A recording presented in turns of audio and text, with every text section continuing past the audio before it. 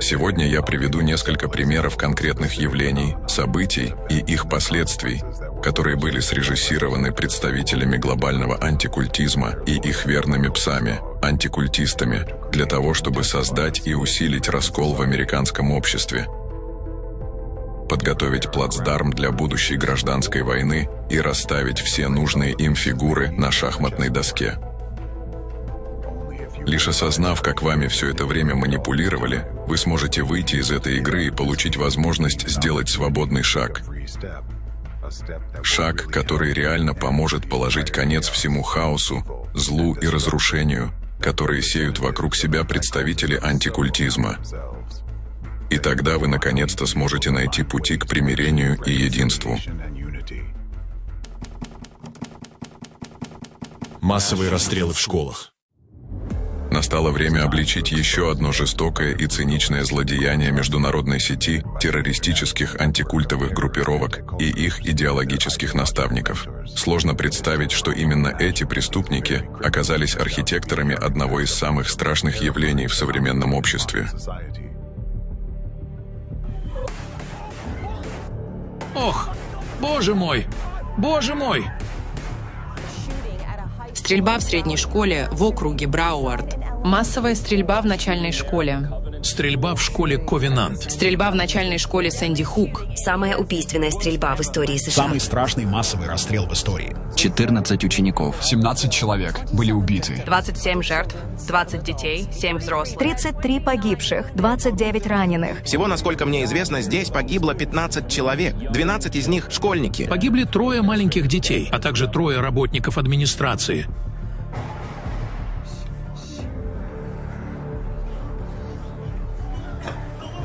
Кто-нибудь, помогите мне. Явление, о котором я говорю, это массовые расстрелы в учебных заведениях.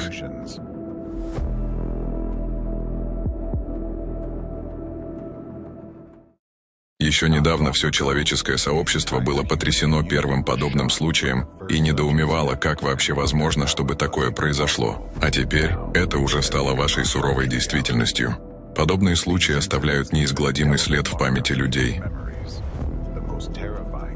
Особенно пугают эти всплески насилия не просто тем, что гибнут дети, а тем, что их убивают другие дети. Что же случилось с обществом, которое породило такое явление? Что изменилось? И в чем причина происходящего? Как сказал один умный человек, у каждой сложной проблемы есть решение, которое является очевидным, простым и ошибочным. Так и в этом случае. Многие из вас довольствуются ответом, который вроде как очевиден и лежит на поверхности. Что такое явление стало возможным, потому что современное общество переживает упадок нравственности.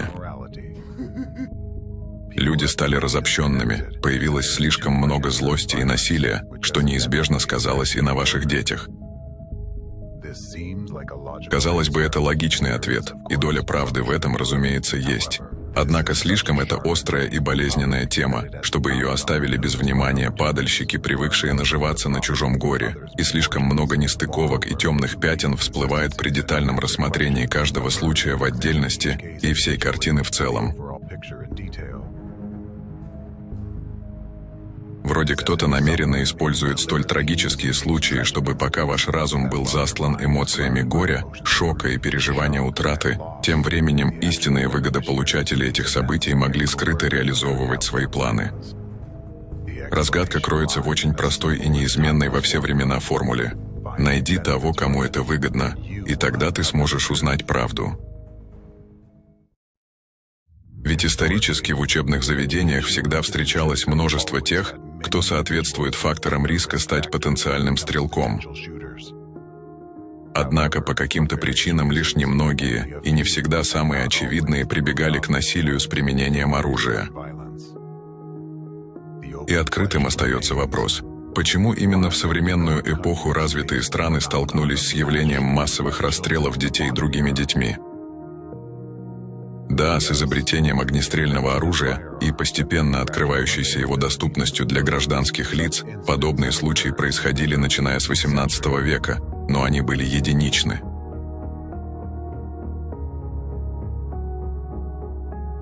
И, как правило, эти случаи не получали столь широкой огласки и массовой популяризации в обществе, как это происходит сейчас. А новостные публикации, которые освещали эти события, не содержали в себе манипуляций с использованием психологических приемов. Они просто констатировали факт случившегося, оповещали население, но не больше. Но то, что происходит сейчас, это беспрецедентное явление. И резкий стремительный рост случаев вооруженных нападений в учебных заведениях по всему миру произошел приблизительно в одно и то же время, начиная со второй половины 90-х годов и с пугающей тенденцией к усилению с начала 2000-х годов.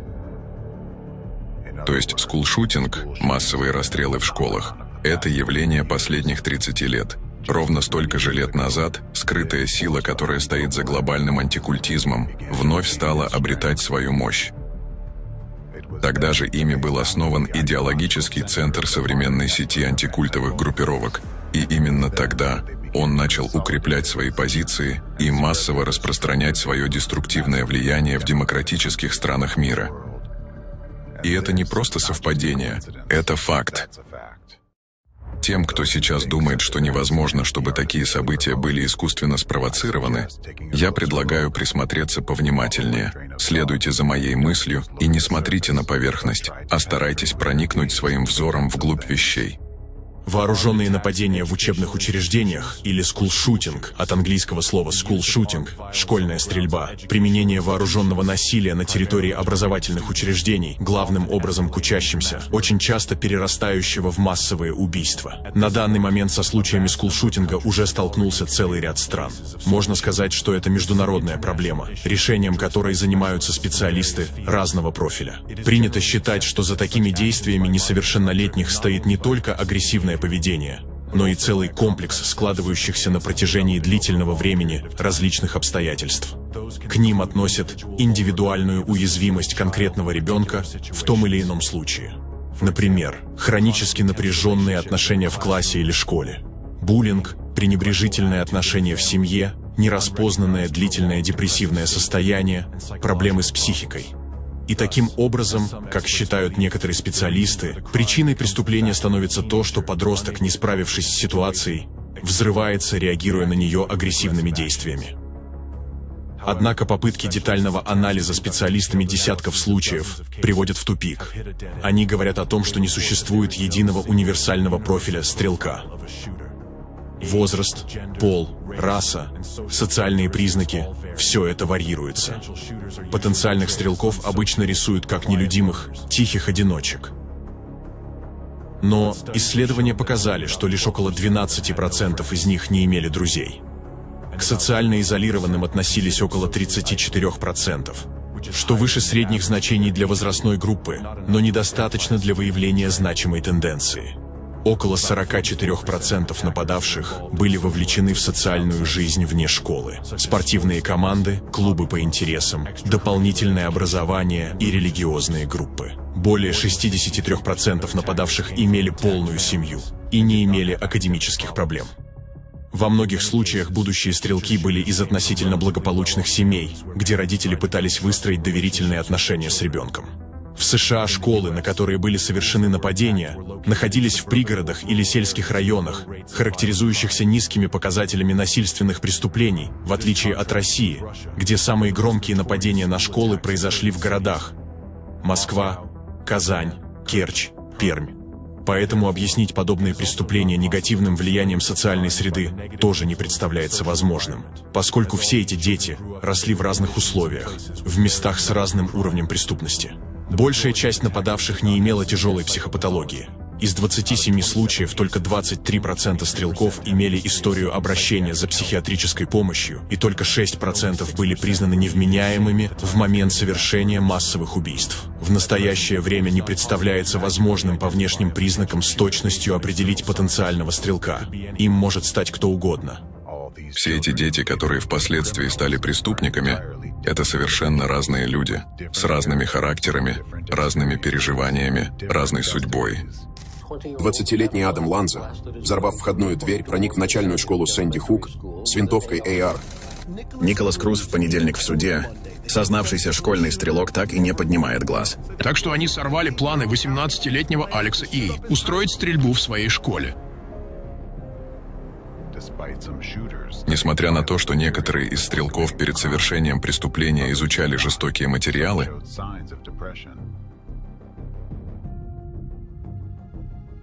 другие этого не делали. У некоторых были признаки депрессии, в то время как у других нет. Одни проходили психиатрическое лечение, другие нет. Некоторые подвергались буллингу в школе, в то время как другие сами были агрессорами. То есть с уверенностью заключить, что подобному виду преступлений подвержены только определенного типа личности, невозможно. Что же заставило их переступить внутри себя последнюю нравственную черту и пойти на такое страшное преступление? Что объединяет все эти случаи? Ответ и прост, и сложен одновременно. Все эти дети стали жертвой представителей глобального антикультизма и спланированных ими инфотерактов.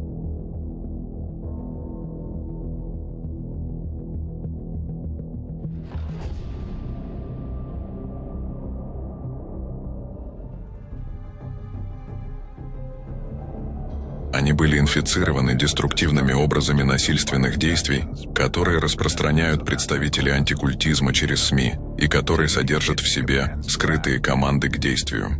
Именно поэтому мы можем видеть случаи, как подростков на совершение вооруженного нападения вдохновляют истории о терактах. И по сути своей скулшутинг – это террористический акт. Однако та форма, в которой он происходит, дает возможность истинным выгодополучателям отводить от себя внимание. Далее я покажу вам примеры, как работают выверенные годами манипулятивные психологические техники по влиянию на сознание масс из арсенала антикультовых террористов. Колумбайн. Рассмотрим, например, трагические события в школе Колумбайн.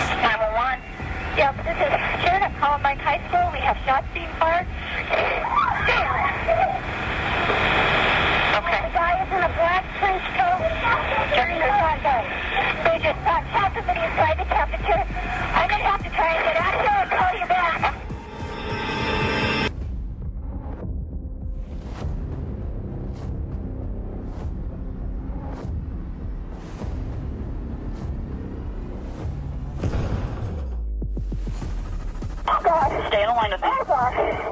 The gun is right outside the library door. 20 апреля 1999 года в школе Колумбайн в штате Колорадо, США, произошло заранее спланированное нападение, осуществленное Эриком Харрисом и Диланом Клиболдом, учениками старших классов школы. Они напали на своих одноклассников и сотрудников школы, используя огнестрельное оружие и самодельные взрывные устройства. В результате погибло 13 человек, а также было ранено 24 человека. После совершения нападения стрелки совершили самоубийство. Вокруг меня расстреливали. Они стреляли во всех, у кого было что-то цветное, у кого была белая кепка или кто занимался спортом. Насколько мне известно, здесь погибло 15 человек, 12 из них школьники. Этот случай массового убийства вызвал значительный общественный резонанс в Соединенных Штатах и спровоцировал бурные дебаты о необходимости ужесточения контроля над владением и оборотом огнестрельного оружия. Произошедшее привело к ужесточению систем безопасности в учебных заведениях и усилению контроля над доступом детей к интернету и жестоким видеоиграм. Несмотря на то, что сейчас это событие известно как случай массового убийства, есть свидетельства самих преступников, которые характеризуют планируемое ими преступление как террористический акт. Задолго до нападения на школу будущие стрелки в своих дневниках часто писали о таких событиях, как теракт в Оклахома-Сити, война во Вьетнаме, Вторая мировая война. Также эти записи показали, что преступники готовили план по взрыву школы, который должен был по своей мощи соперничать со взрывом в Оклахома-Сити 19 апреля 1995 года. Этот теракт до событий 11 сентября 2001 года являлся крупнейшим терактом на территории США, когда в результате взрыва заминированного автомобиля погибли 168 человек, в том числе 19 детей в возрасте до 6 лет, и получили ранения более 680 человек. Более того, в записях об этих событиях преступники высказывали желание превзойти теракт в Оклахома-Сити и оставить миру длительное впечатление об этих событиях. Так что же на самом деле случилось в тот трагичный день в школе Колумбайн? Как трактовать это событие, если по факту подростки, впечатлившись историями о терактах и боевых действиях, в прямом смысле слова планировали следующий, самый настоящий теракт? Это не просто убийство или самоубийство. Они заложили в школе огромное количество взрывчатки и планировали ее подорвать. Они планировали убить около 250 человек или даже больше, о чем сами признались в своих дневниках. Единственное, что помешало им воплотить свои планы, это то, что самодельные бомбы по каким-то причинам не взорвались. А если бы все они сработали, если бы им удалось совершить задуманное, сколько бы тогда детей пострадало? Как бы тогда квалифицировали это преступление правоохранительные органы? О том, что подростки готовили теракт, говорит и не случайный выбор даты нападения, которую они назвали «Судный день». Первоначально стрельба была запланирована на 19 апреля 1999 года, 6-ю годовщину окончания осады Уэйка и 4-ю годовщину взрыва в Оклахома-Сити. Передвинула дату на 20 апреля только то, что стрелки решили приобрести дополнительные боеприпасы. То есть, вдохновленные терактом в Оклахома-Сити, Эрик Харрис и Дилан Клиболд пытались совершить теракт, который бы унес жизней больше, чем этот взрыв.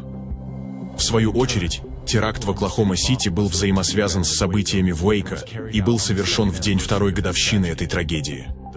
Исполнитель теракта объяснил свой поступок местью федеральному правительству за преступные действия, в том числе и за события в Уэйко. Напомним, что тогда члены религиозной организации «Ветвь Давидова» были взяты в кольцо осады на территории принадлежавшего им ранчо Маунт-Кармел, рядом с городом Уэйко, штат Техас, силами Федерального бюро расследования, ФБР и Национальной гвардии США. Осада длилась с 28 февраля по 19 апреля 1993 года. Закончилась трагическими событиями, за время которых погибло в общей сложности 86 человек. С высокой вероятностью можно утверждать, что Эрик и Дилан вместе со всей остальной страной наблюдали по телевидению и кровавую бойню в Уэйко, и взрыв в Оклахоме. Так, трагедия, в результате которой погибло 86 человек, стала причиной теракта, в результате которого погибло 168 человек. И в результате оба эти события стали причиной того, что два подростка, пытаясь превзойти деяния террористов, совершили массовые убийства в школе Колумбайн. Так что на самом деле послужило пусковым механизмом, причиной расстрелов в школе Колумбайн? Накопленная агрессия детей, с которой они не смогли справиться, или распиаренные в СМИ описания громких случаев терактов с вложенными в них конкретными деструктивными образами и установками, побуждающими к действию? Что повлияло на психику детей, и кто настоящий виновник того, что дети становятся массовыми убийцами? Теперь эти дни календаря 19 и 20 апреля стали днями глубокой скорби для всего американского народа, отмеченными тенью сразу трех ужасающих трагедий: осады в Уэйко, взрыва в Оклахома-Сити и масс-шутингом в средней школе Колумбайн. События тех дней, унесшие множество человеческих жизней, стали памятными вехами в американской истории. Они стали источником многочисленных изменений как в политическом, так и в социальном ландшафте страны. Но объединяет все эти три трагедии не только дата и их влияние на жизнь всей Америки, а и то, что все они являются частью стратегии глобального антикультизма и скрытой силы, которая за ним стоит. Они стали своего рода долгоиграющими якорными событиями, которые повлекли за собой множество процессов, которые по сей день продолжают оказывать существенное влияние на текущую ситуацию в стране. Об этом более подробно я расскажу немного позже. А также на конкретном примере трагедии в Уэйко я покажу вам, как враг через свою сеть глобального антикультизма создает подобные события и как можно выявить его скрытую руку среди всего, казалось бы, хаоса, случайного стечения обстоятельств. Механизмы искусственной провокации случаев скулшутинга представителями антикультизма. Все эти события, помимо того, что были терактами, стали впоследствии еще и мощными инфотерактами, которые в свою очередь породили новые преступления. В дальнейшем с помощью своих людей в масс-медиа представители антикультизма запустили целую пиар-кампанию с целью придать всемирной огласке события в Колумбайн. Так, вышел ряд громких материалов, были сняты фильмы, написаны книги, в мельчайших подробностях описывающие день теракта. Вплоть до того, что парни ели в тот день на завтрак. Все это в итоге создало романтизированный образ стрелков, которые теперь с одной стороны вызывают к себе сочувствие, а с другой – даже восхищение.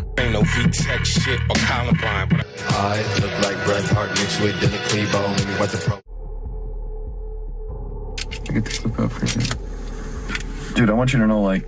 Shots fired. Several shots fired.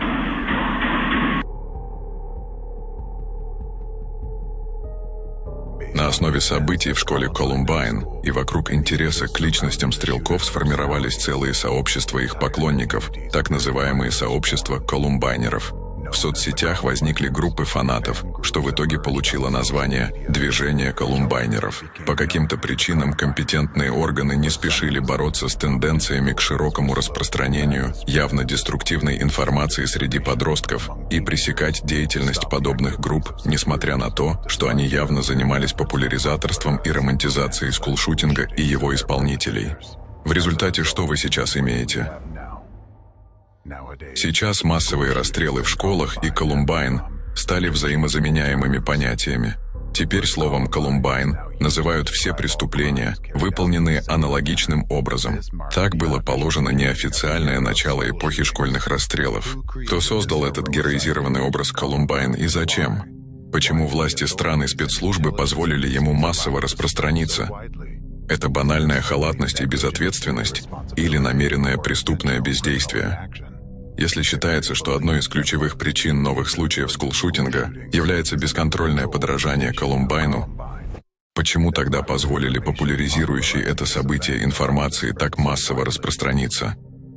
Ведь если бы сообщения об этих событиях не содержали в себе скрытых манипуляций, побуждающих к действию, то эта информация не дублировалась бы так активно, не подхватывалась другими детьми и не порождала бы новых стрелков.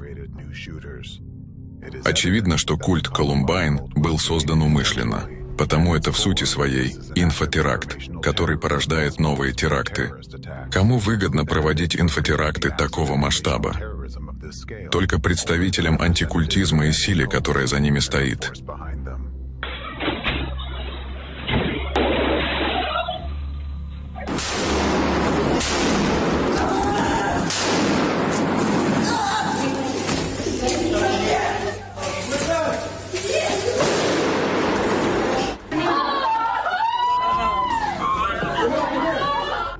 Именно представители антикультизма посредством СМИ проводят скрытую героизацию преступников, совершивших нападения, используя манипулятивные психологические приемы вложения необходимого им образа в подсознание людей. Они стимулируют распространение информации, которая содержит в себе скрытые деструктивные установки.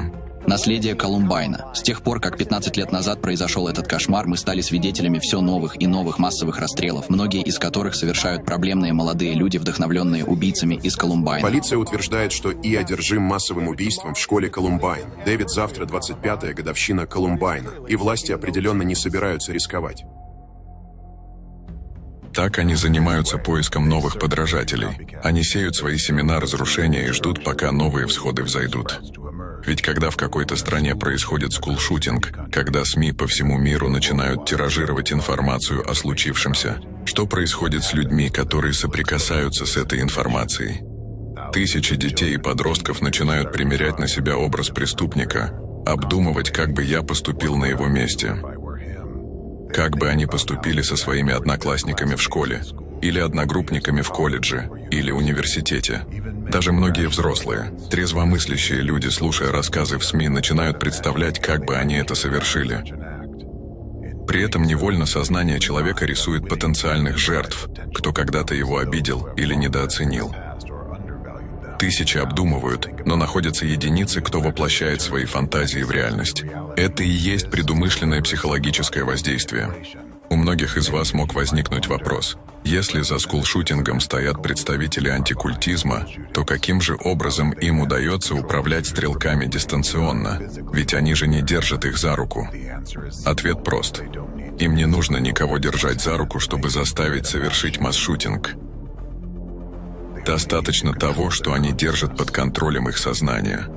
Закономерно у вас возникнет следующий вопрос. Если они используют настолько точные и выверенные манипулятивные техники, почему тогда они срабатывают не на всех?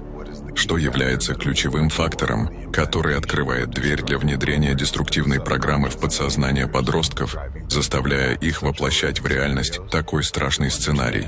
Чтобы понять истинную суть происходящего, немного углубимся в детали того, каким же образом представители антикультизма применяют методики скрытого программирования подсознания человека на совершение скулшутинга.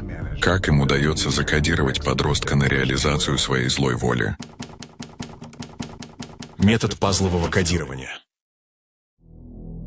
Сначала представителями антикультизма выбирается регион, где, согласно их целям и задачам, будет стратегически выгодно создать инцидент скулшутинга. Организация и планирование подобного теракта в выбранном регионе происходит задолго до момента его совершения, как правило, от года до 3, в зависимости от значимости и важности для них этого события. При этом кодирование подростка на совершение вооруженного нападения происходит дистанционно, с помощью метода неосознаваемой вкладки информации, через средства массовой информации и интернет. Чтобы создать новый случай скулшутинга, используется метод пазлового кодирования. Это метод скрытой манипуляции через наведение нескольких волн информационного кодирования. Каждая из них в отдельности содержит в себе определенные вкладки, которые, как пазлы, собираются вместе в глубинах подсознания потенциального стрелка и, лишь соединившись вместе, активируют программу на совершение массового убийства. В результате данной активации человек идет на преступление. При этом со стороны все выглядит так, вроде это его личное решение. Он ни с кем не встречался, никто его напрямую не подстрекал, никто ему не помогал в подготовке. Он ни с кем даже не обсуждал эту тему. Но на самом деле в этом случае он выступает в качестве биоробота, наведенного на цель умелой рукой, который осуществляет заранее спланированный кем-то преступный замысел. Подобная разбивка манипулятивных вкладок на несколько волн информационных подач совершается намеренно и выполняет задачу точного наведения. Потому что для проведения масс-шутинга в учебном заведении нужен 1, максимум 2 исполнителя, а волны информационного кодирования поражают тысячи человек. Причем у этих людей может даже возникнуть порыв к выполнению команды, но не каждый может перешагнуть эту грань и пойти на массовое убийство.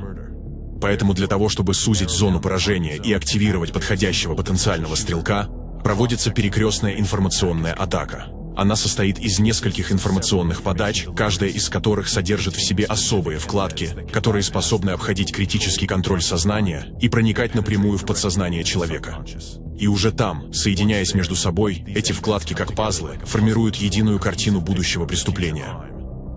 Она становится доминирующим навязчивым образом, который и подталкивает человека на совершение массового убийства. При планировании следующего случая скулшутинга представители антикультизма предварительно изучают контингент целевой школы, их увлечения, популярные среди них ресурсы в интернете и СМИ. Далее, через размещение на этих медиаресурсах материалов с учетом трендов в подростковой среде, запускается масса информационных кодирующих волн, которые содержат в себе скрытые вкладки. Причем такие зараженные сообщения, как правило, разнесены во времени. То есть не обязательно, чтобы они были запущены в инфопространство одновременно. Главное, чтобы они все наложились в восприятии конкретного человека. И тогда их соединение в подсознании потенциального стрелка и запускает команду к реализации заложенной в них программы.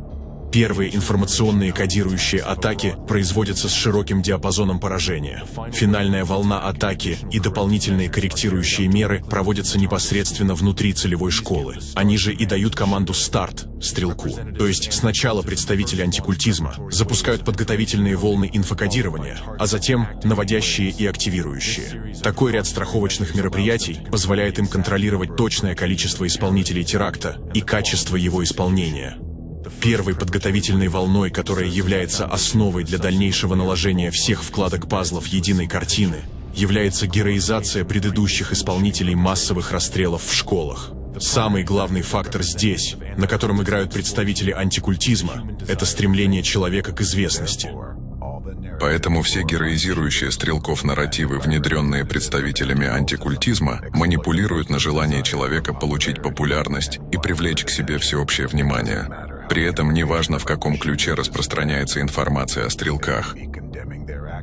Это может быть осуждение их поступка или оправдание, может быть биографический очерк или экранизация событий, все что угодно. Здесь важен сам инфоповод и вложенная в него манипулятивная установка. Так создается образ преступника, чьи деяния, несмотря на их незаконный характер, окружены ореолом славы и восхищения. Ведь что видит подросток, когда сталкивается с этой информацией? Что такой же, как и он, обычный школьник, который ощущал свою недооцененность, всего одним поступком обрел известность на весь мир.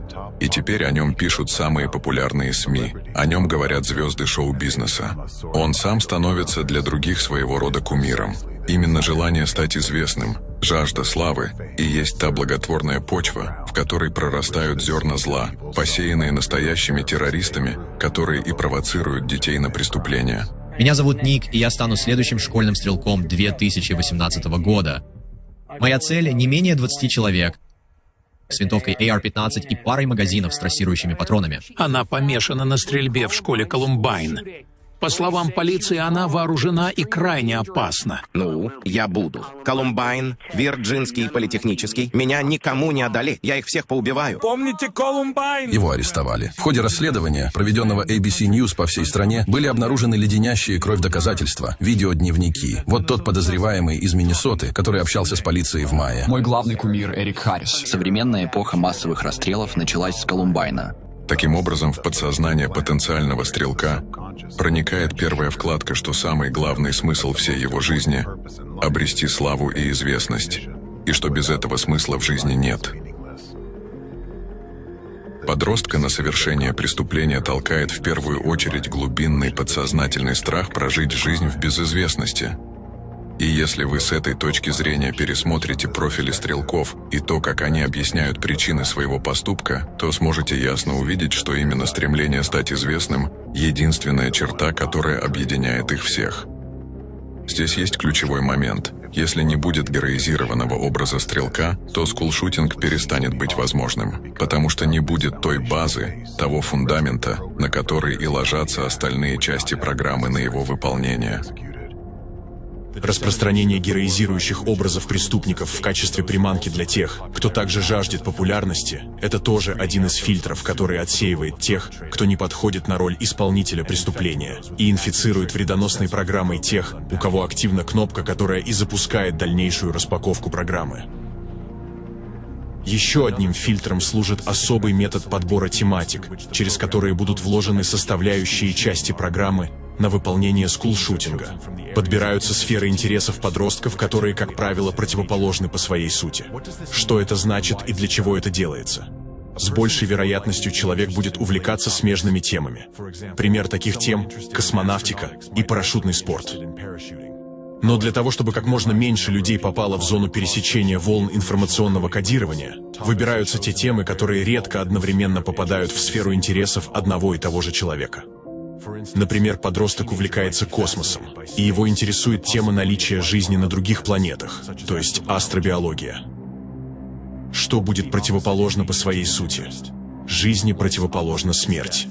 Поэтому подросток, потенциально подходящий на роль стрелка, будет еще интересоваться, например, разными моделями оружия. Такая комбинация интересов в реальной жизни попадается редко. Именно на это и идет расчет представителей антикультизма.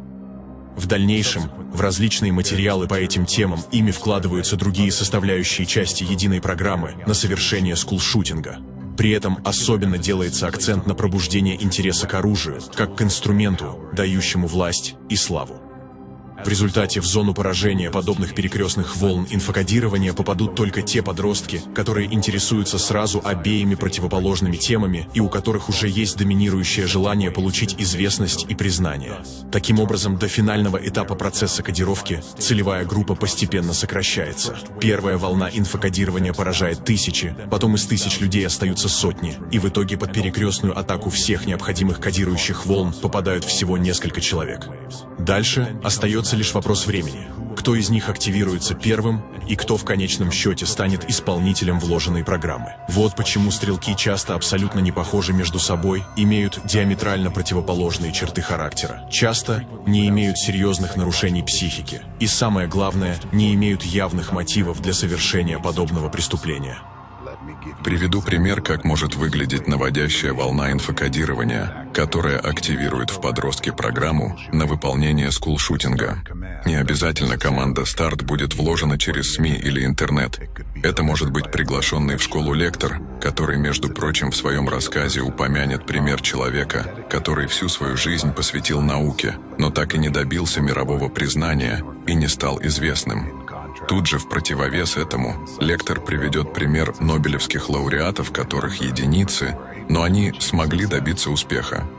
Какую вкладку здесь получит потенциальный стрелок? Его подсознание получит установку, что ни наука, ни усердный труд не приносят известности, и что смысл жизни не в открытиях и не в плодах труда, а в популярности.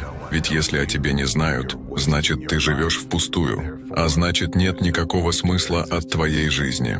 Со стороны подобная лекция может выглядеть благородно, но в то же время именно она и являлась спусковым крючком для активации стрелка. В результате, спустя небольшой промежуток времени, в этой школе один из учеников совершит вооруженное нападение на других детей. Между лекцией этого человека и самим трагическим событием может пройти несколько месяцев, поэтому к тому времени о нем уже никто и не вспомнит, и никак не свяжет с ним причины этой трагедии. И с юридической точки зрения оснований для обвинений в подстрекательстве нет, поскольку в своем рассказе лектор даже не упоминал случаи скулшутинга. Так, с помощью целенаправленной формы инфокодирования незаметно для окружающих происходит активация заранее вложенной в подсознание подростка программы на совершение массового убийства. Таким образом, из тысяч подростков, попавших под перекрестные волны инфокодирования, будущими стрелками становятся единицы, и только в тех школах, где был проведен завершающий этап подсознательного программирования, этап активации вложенной команды. Вот почему вроде бы из ниоткуда у детей возникает тяга к оружию и желание причинить другим людям боль. Всего лишь образ, который зашел, миновал критичное восприятие сознания, проник в глубины подсознания и сработал. В результате подросток, который еще недавно строил планы на будущее, мечтал о романтических отношениях, выбирал университет или колледж, куда поступит после школы, вдруг с одержимостью психопата начинает планировать самый настоящий теракт. Так, абсолютно цинично и хладнокровно представители антикультизма искусно манипулируют податливым сознанием будущих исполнителей своей злой воли. Так они делают из ваших детей террористов и массовых убийц. И пусть из сотен тысяч детей воплотит этот образ в жизнь лишь один, этого более чем достаточно представителям антикультизма и той силе, которая за ними стоит, чтобы планомерно продолжать вести свою деструктивную деятельность по дестабилизации ситуации в обществе и внедрять те установки, которые выгодны им. Представители антикультизма в своих публичных выступлениях, которые они проводят в том числе и в образовательных учреждениях, много говорят о том, как они обеспокоены безопасностью детей, но в то же время именно они сами и являются тайными подстрекателями детей на проявление вспышек ненависти, нетерпимости, агрессии. И именно представители антикультизма создают в обществе условия для того, чтобы дети, а порой даже и взрослые, брали в руки оружие и шли расстреливать других детей. Сами будучи террористами, они порождают новых террористов. Так, чужими руками они добиваются нужных им результатов. Способы предотвращения случаев скулшутинга. Понимание основных принципов манипулятивных техник, с помощью которых происходит поиск и активация потенциального стрелка, также дает возможность увидеть, каким образом можно выявить организаторов данного преступления и предотвратить подобное в будущем. Как предотвратить случаи скулшутинга? Способ первый – отслеживание контента, ведущего к преступлению. Так, например, если отследить, с каким контентом сталкивались подростки, совершившие масс-шутинг, можно обнаружить и тех, кто привел их к этому действию, кто использовал их в качестве дистанционно управляемого оружия. Причем можно выявить как отдельные публикации и вредоносный контент, так и конкретные СМИ, через которые производится кодирование детей на совершение массовых расстрелов в школах. Стоит отметить, что в данном случае распознать потенциально вредоносный контент возможно исключительно по его внешним признакам. Рядовой человек, не обладающий специальными знаниями о принципе работы метода пазлового кодирования, не сможет обнаружить в текстовых или видеоматериалах скрытых вкладок пазлов, которые впоследствии и формируют из него стрелка. В связи с тем, что данный метод направлен на воздействие на подсознание человека в обход критического восприятия сознанием, то логично, что с помощью сознания понять, где и посредством чего происходит вкладка, практически невозможно. Но что можно заметить и на что стоит обращать внимание при определении опасного контента? Поскольку первой и базовой волной инфокодирования, которая закладывает в подсознание человека основу для совершения будущего преступления, является героизация образа стрелков, то дальше будет приведен разбор на примере публикаций, посвященных теме скулшутинга. Первое, что можно пронаблюдать в этих материалах, это частота публикаций, повторяющих одни и те же, на первый взгляд даже бессмысленные сообщения. Это может быть серия однотипных статей, посвященных конкретному случаю вооруженного нападения на школу, который произошел уже давно. Часто за авторством подобных статей стоит конкретное издание, журналист или коллектив связанных между собой журналистов, которые длительный период по очереди поддерживают одни и те же темы в своих публикациях.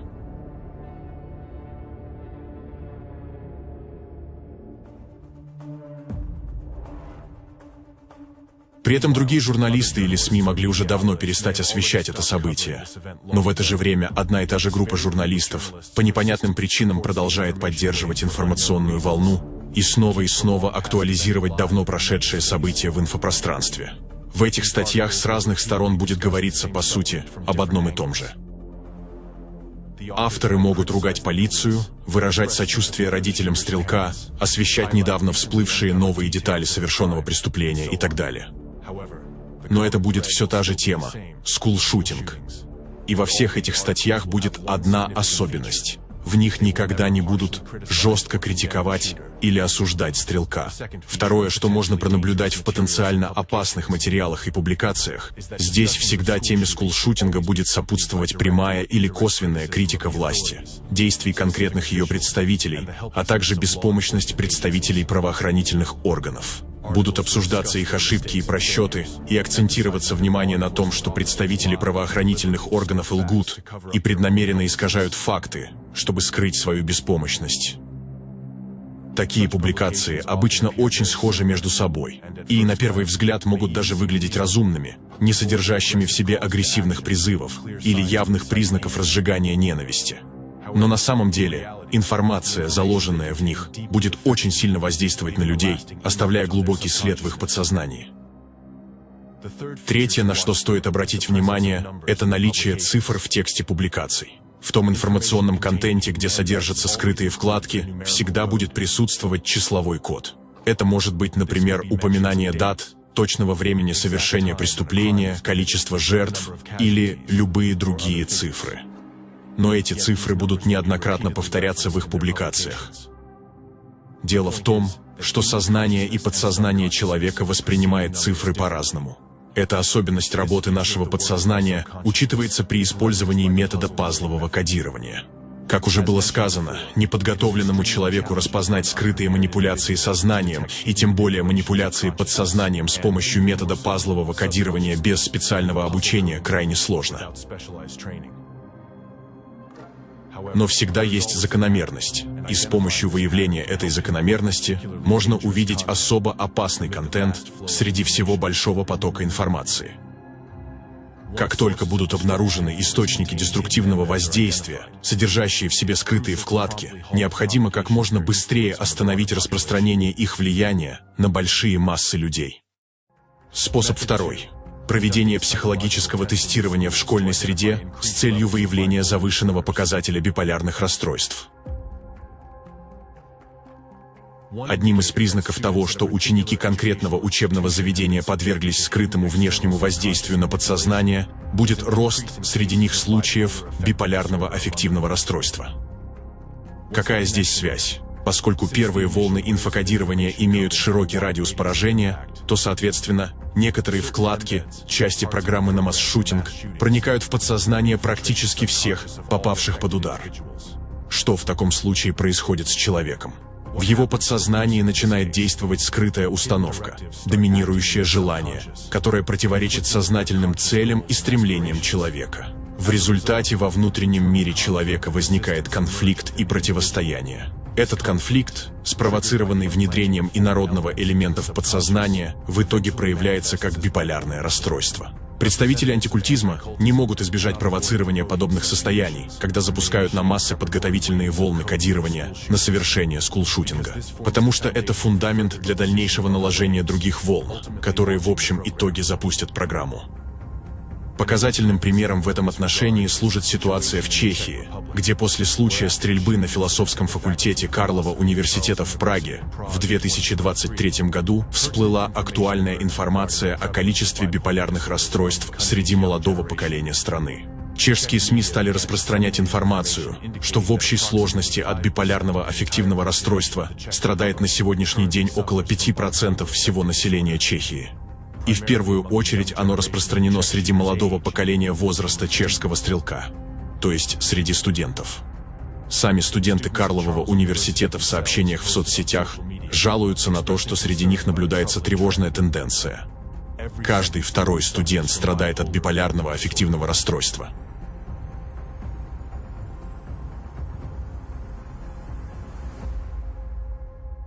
Это обстоятельство подтверждает факт внешнего манипулятивного вмешательства в подсознание учащихся данного вуза. На сегодняшний день Чехия и, в частности, ее столица, является местом активной деятельности антикультовой группировки. Один из ключевых центров их активности расположен именно в Праге. А один из лидеров местного антикультового движения, Зденек Вайтишек, преподает на Гуситском теологическом факультете Карлова университета. Следовательно, есть основания предполагать, что тщательный анализ публичной активности антикультовых групп может помочь установить корреляцию между их деятельностью и увеличением случаев биполярных расстройств среди молодежи Чехии. Глубокое изучение этой взаимосвязи может в конечном итоге дать убедительные доказательства того, что антикультовые организации не только связаны со случаями скулшутинга, но что именно они и являются их виновниками. А стрелки по факту такие же жертвы антикультистов, как и те, в кого они стреляли, потому что их действиями управляли уже не они сами, а программа, вложенная в подсознание. Неподготовленный человек не в силах противостоять подобного рода вмешательству в его подсознание, поэтому эти дети просто оказались беспомощными перед внешним воздействием злой воли манипуляторов. Следовательно, остро должен стать вопрос о необходимости запрета на присутствие членов антикультовых организаций в образовательных учреждениях, так как они могут оказывать скрытое деструктивное воздействие на детей. Случай стрельбы в Праге побудил чешских студентов заявить о проблеме повального роста биполярных расстройств и попросить о помощи.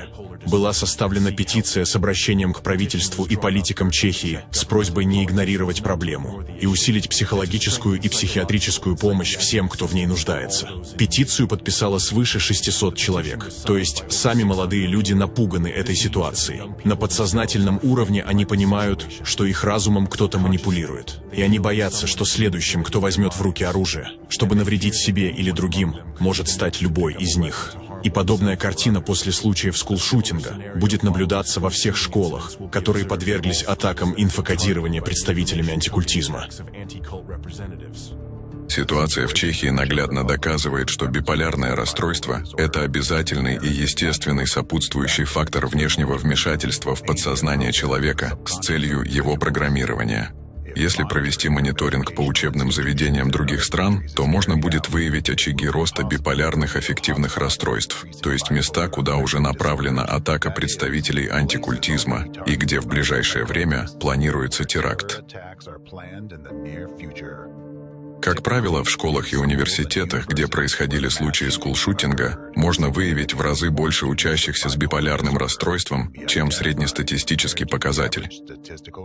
При этом, если бы в данном учебном заведении проводилось регулярное психологическое тестирование учащихся, то обнаружилось бы, что стремительный рост биполярных расстройств произошел как раз в диапазоне от года до 3 лет, до совершения преступления одним из учеников этой школы или вуза. То есть в период первых подготовительных волн информационного кодирования сильнее всего воздействие на себе от внедренной деструктивной программы будет ощущать будущий стрелок. Но как только он ее выполнит, то биполярное расстройство исчезнет, потому что исчезает причина, запустившая внутренний конфликт. Человек совершает окончательный выбор. Поэтому, как правило, после совершения преступления данная проблема не диагностируется у большинства стрелков. Но у других учеников школы она сохраняется. Опытному психологу достаточно будет провести проверку учеников школы на наличие биполярного аффективного расстройства, чтобы установить, подвергались ли эти дети попытке внешнего вмешательства в их подсознание.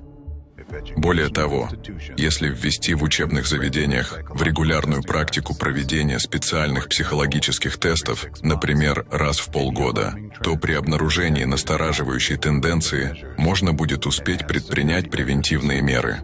Усиление охраны в школах, металлоискатели на входах – эти меры защиты, конечно, важны и нужны. Но, к сожалению, они не в силах остановить проникновение злокачественных информационных программ в подсознание учеников. Поэтому и школьным психологам, и родителям очень важно следить за психологическим состоянием детей. И в первую очередь стоит обратить внимание на такой важный маркер, как развитие у них биполярного расстройства. Ведь сами дети, скорее всего, будут пытаться скрыть эти состояния, потому что они пугаются их, не понимая, что это искусственные состояния, вызванные в них дистанционным инфокодированием через контент в СМИ и интернете, с которым они сталкиваются. Поэтому такой простой фактор, как забота о психологическом благополучии детей, введение диагностических процедур для выявления биполярного аффективного расстройства является важным элементом предотвращения трагических событий. Третий способ предотвращения случаев вооруженных нападений в учебных заведениях – мониторинг информационного поля страны. Еще одним маркером, который может указать на место подготовки будущего преступления, является неравномерное распространение информации о новых случаях скулшутинга. Ведь когда происходит громкое вооруженное нападение в учебном заведении с большим количеством жертв, разумеется, оно вызывает широкий резонанс в обществе, и новостная волна охватывает всю страну. Сначала информация вспыхивает как пожар, но со временем ее интенсивность угасает.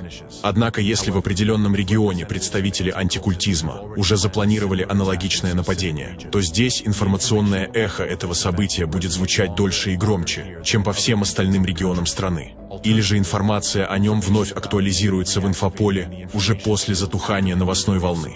Важно здесь то, что имена и изображения преступников продолжают появляться в новостях, удерживаясь в информационном поле региона или города. При этом происходит скрытая героизация стрелков и распространяется ключевая вкладка, что человечество запомнит их на всю жизнь.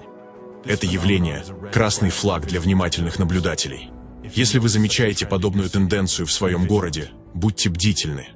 Ведь распространение героизированного образа стрелков является первой подготовительной волной инфокодирования и фундаментальной вкладкой, на которой потом и выстраивается будущее поведение стрелка. И если где-то этот образ искусственно поддерживается в инфопространстве, значит, что в одной из школ этого региона уже был запущен процесс психологической обработки следующего стрелка. Если в это же время дополнительно провести психологическое тестирование по учебным заведениям города на внезапный рост числа биполярных расстройств, то с высоким процентом вероятности можно выявить школу или вуз, где представители антикультизма запланировали следующий случай скулшутинга. Также люди должны быть осведомлены о том, как распознать манипулятивные техники и как тренировать свое сознание, чтобы не поддаваться на скрытое воздействие. А наиболее эффективной мерой профилактики скулшутинга является полное прекращение деятельности всей сети глобального антикультизма. Всех, кто и стоит за организацией подобных преступлений и программированием людей на их исполнение.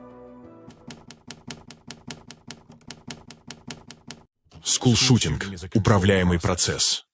То, что, казалось бы, бесконтрольные случаи скулшутинга на самом деле являются управляемым процессом, свидетельствует статистика и хронология их распространения. Для более детального понимания данной тенденции проанализируем распространение и рост числа данного типа преступлений в различных странах, где они имели место быть. Скулшутинг в России.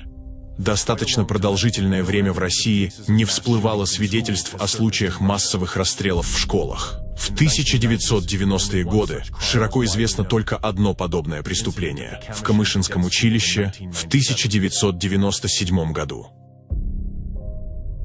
Первым в России вооруженным нападением на учебное заведение, в ходе которого погибли люди, принято считать стрельбу в московской школе номер 263 в феврале 2014 года.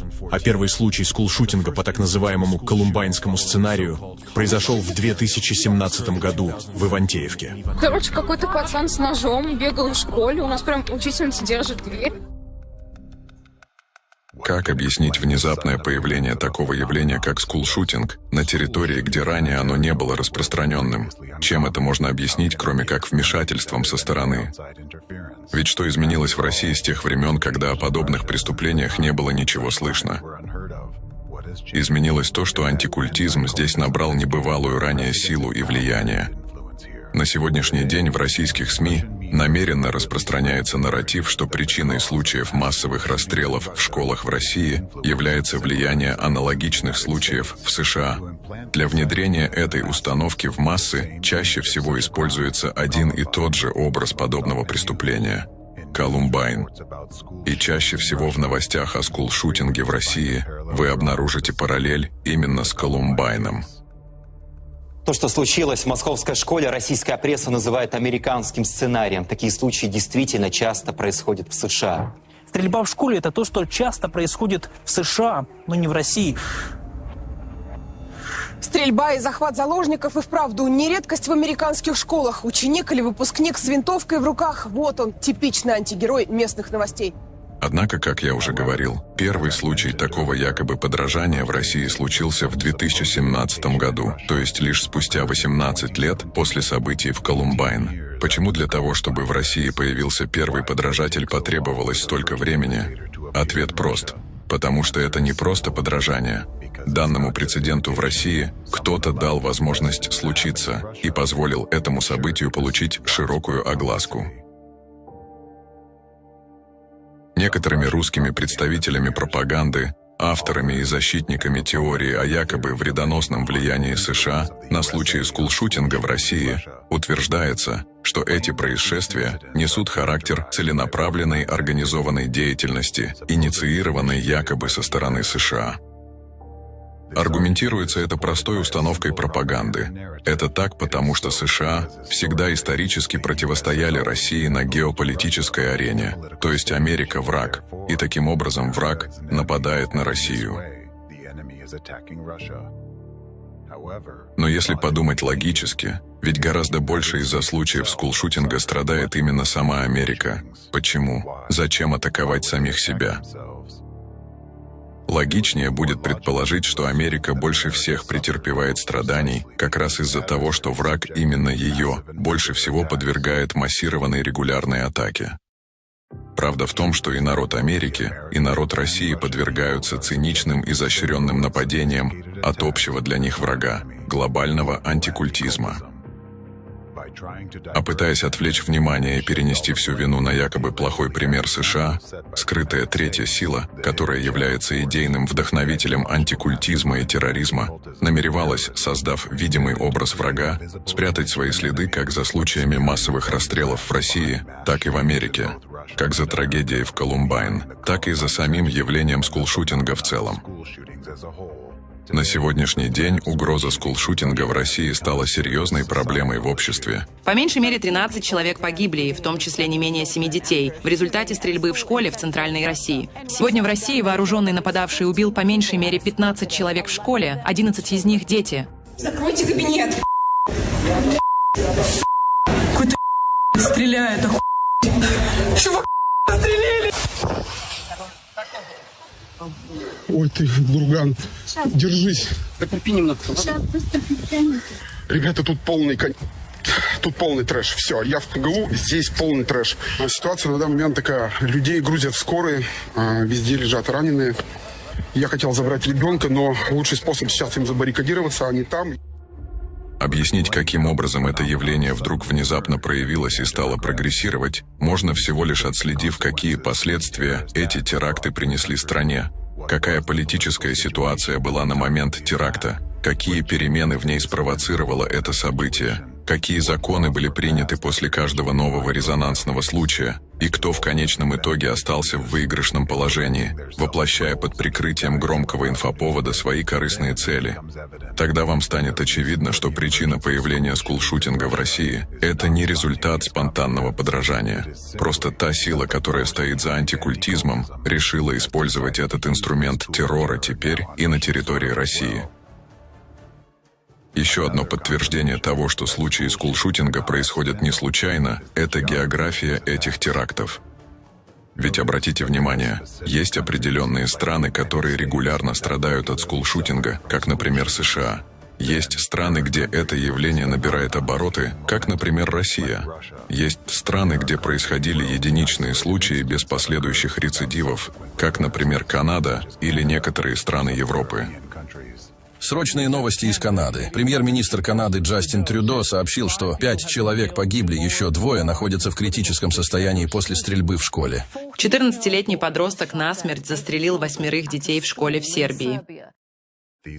Эти случаи, как правило, не получали широкой огласки в СМИ и не обрели всемирную известность. Многие из вас, я уверен, узнали сегодня об этих случаях впервые. А есть еще страны, в которых также существует масса социальных проблем и других факторов, которые вроде бы должны провоцировать подобные явления. Однако там за все время не произошло ни одного такого теракта. Вроде какая-то невидимая сила бережет их от этого. Ведь если причина скулшутинга якобы бесконтрольное подражание подростков стрелкам, почему в этих странах данный принцип не срабатывает? Это всего лишь говорит о том, что либо в этих странах у представителей антикультизма пока еще нет своих рычагов влияния, либо им пока что невыгодно там проводить подобного рода теракты. Но это совсем не гарантирует, что население этих стран защищено от подобных преступлений. Ярким примером здесь служит уже упомянутый ранее случай масс-шутинга в Чехии в 2023 году. Экстренные новости из Праги, где, по данным полиции, 15 человек погибли и десятки получили ранения в результате стрельбы в Карловом университете. Стрелок, который... Данное событие застало страну в период нарастания недовольства среди населения политической ситуацией в стране и экономическим кризисом, вызванным санкциями, введенными Чехией против России. И что примечательно в этой ситуации, в СМИ стала активно тиражироваться информация, якобы чешский стрелок назвал причиной своего поступка пример девушки-стрелка из России, которая всего за пару недель до этих событий устроила вооруженное нападение в школе.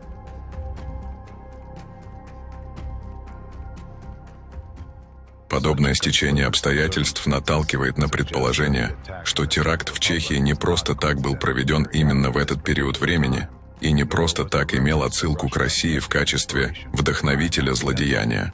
Очень похоже на то, что кто-то хотел воспользоваться ситуацией в своих интересах.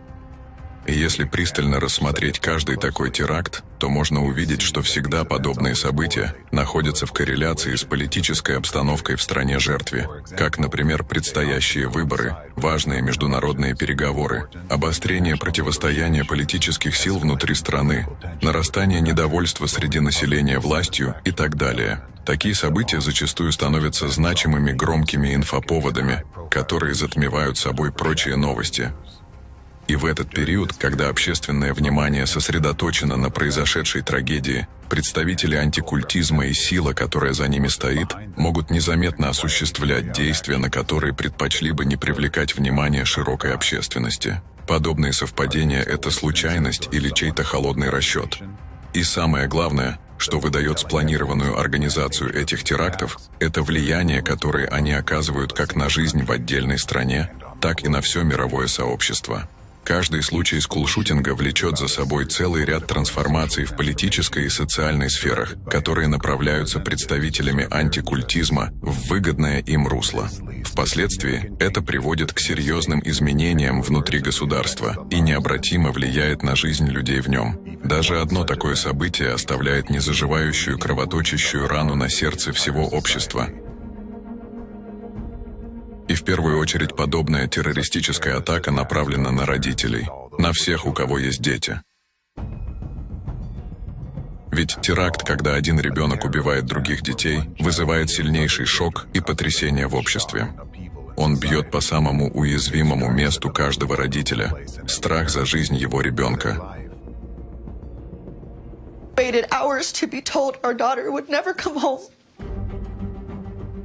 Растиражированные через СМИ подробности случаев скулшутинга порождают сильный внутренний страх в людях, создают гнетущее ощущение постоянной угрозы жизням своих детей. Безопасных мест больше нет, а государственные школы у нас должны быть самыми безопасными. Так чувствует каждый родитель. Это просто немыслимо. Это невозможно. Моя девочка, моя 14-летняя малышка. Вчера я провожал ее в школу. И совершенно непостижимо, что в Джейми стреляли, и она мертва. Мы не чувствуем себя в безопасности и хотим, чтобы эту проблему решили. В школах больше не безопасно. В то же время у населения формируется четкая установка. Власть не способна защитить наших детей.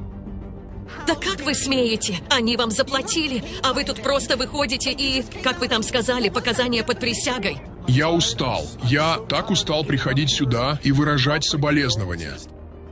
Поэтому недоверие, недовольство властями с каждым новым случаем будет только возрастать. This is America. We were supposed to be able to do things and be the people we wanted to be, and now we're in a crazy place. Since we survived a mass shooting in July, I have met with over 130 lawmakers.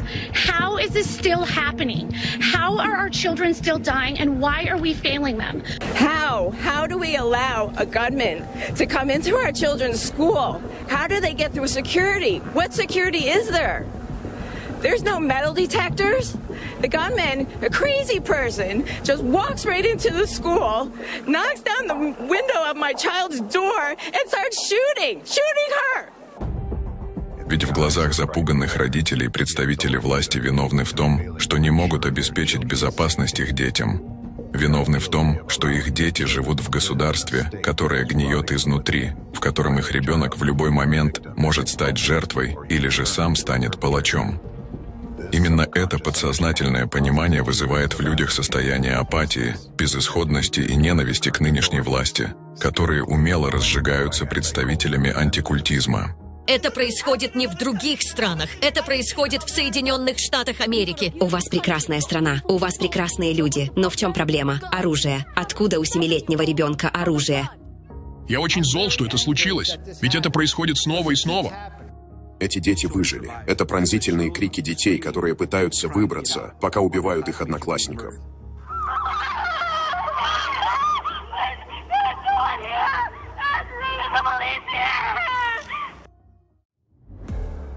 Весь феномен заключается в том, что народу искусственно навязывают ненависть вообще к любой власти. Создаются такие условия, которые показывают людям, что кого бы они ни выбирали, кого бы ни ставили у власти, ничего не меняется.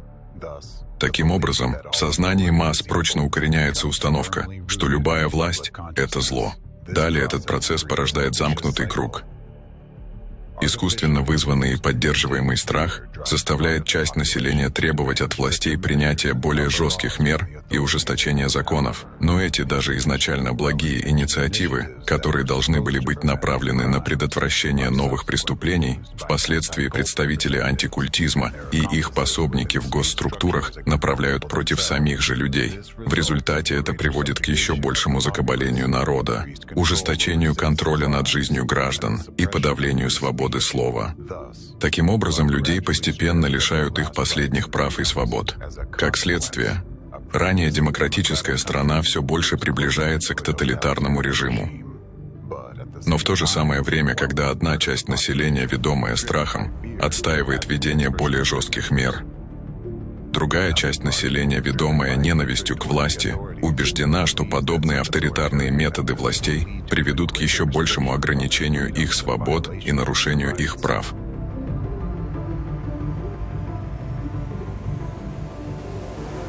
Школьники, родители и активисты собрались у здания Капитолия штата Теннесси, выражая протест в связи с вооруженным насилием. Правительству следовало бы сделать хоть что-то, чтобы не дать людям приобрести оружие, которое им не нужно.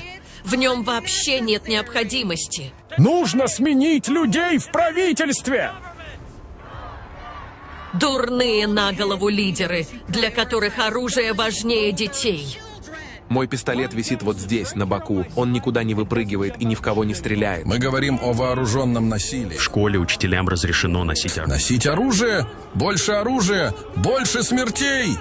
Суть этой ситуации заключается в том, что таким образом представители антикультизма с помощью выверенных изощренных манипуляций искусственно дестабилизируют и разделяют общество. В обществе происходит раскол на два противоборствующих лагеря. Таким образом формируется огромная масса людей, которые ненавидят власть и ненавидят друг друга. К чему это приведет? К возмущениям, акциям протеста, конфронтации. Все это в совокупности ставит страну на порог гражданской войны. А это как раз и есть та финальная точка, куда сейчас ведет Америку глобальный антикультизм и скрытая теневая сила, которая за ним стоит. Вот почему случаи масс-шутинга в школах так часто происходят именно на территории США. Данный процесс является спланированным и управляемым. Он является частью стратегии врага, направленной на разрушение демократии сначала в США, а потом и во всем мире. Это сложная, но весьма эффективная схема, которую реализуют представители глобального антикультизма на глазах у всего мира, но которая остается незамеченной никем.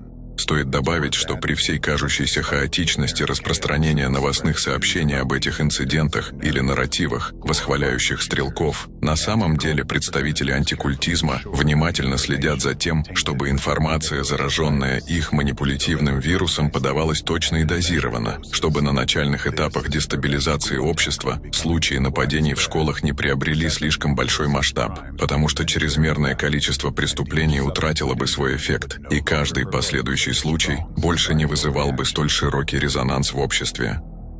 Люди устроены так, что они способны привыкнуть ко всему, даже к таким страшным событиям. И если случаи скулшутинга будут происходить слишком часто, то в какой-то момент общество к этому адаптируется. Да, это все так же будет вызывать страх, но постоянная внутренняя тревога и беспокойство уменьшатся. Люди будут просто оставаться настороженными, но не более. А вот дозированные случаи преступлений открывают сознание людей для вложения в них негативно действующих образов, которые попадают прямо в подсознание и от которых большинство людей на сегодняшний день не могут защититься. Статистика – вещь упрямая, и она говорит сама за себя. Периодичность и тенденции роста количества подобных терактов наглядно указывают на скрытых организаторов, которые стоят за этим явлением.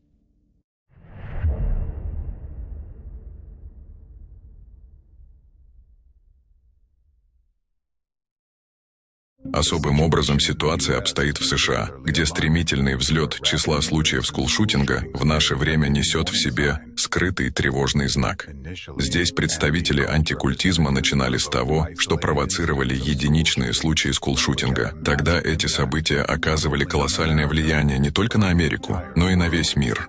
School shooting. School shooting. School shooting. High school shooting. School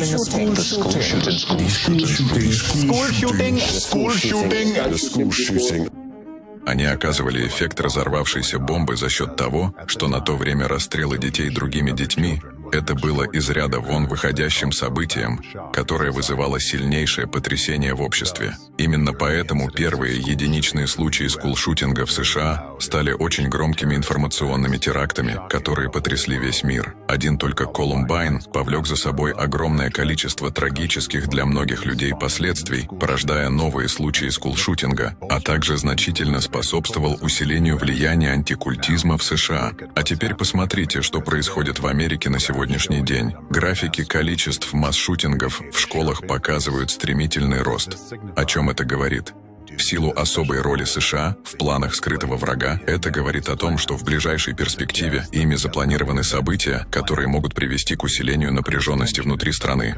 Используя скулшутинг в качестве актов информационного терроризма, а также многие другие психологические и информационные теракты, которые враг реализовывает через свои многочисленные щупальца, эта скрытая теневая сила подготавливает плацдарм для будущей гражданской войны. Поэтому люди должны быть осведомлены о методах, которыми действует враг через сеть глобального антикультизма, и обо всей угрозе, которая от них исходит. Только так люди смогут выйти из манипулятивной игры, в которую их втянули представители антикультизма. Нужно понимать, что никакие